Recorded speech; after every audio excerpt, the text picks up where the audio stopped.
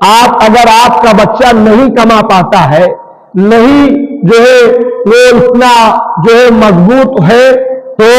جس طرح آپ کے گھر میں آپ اپنی 4 بیٹیوں کو کھلاتے ہیں اور اپنے 4 بیٹوں کو کھلاتے ہیں, آپ کا ایک بچہ جوان ہے, اس کو ضرورت ہے شادی کی, اگر آپ اس کی شادی کر کے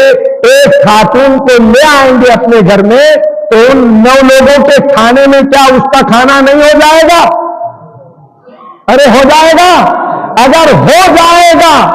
تو وہ بچی بھی آپ کو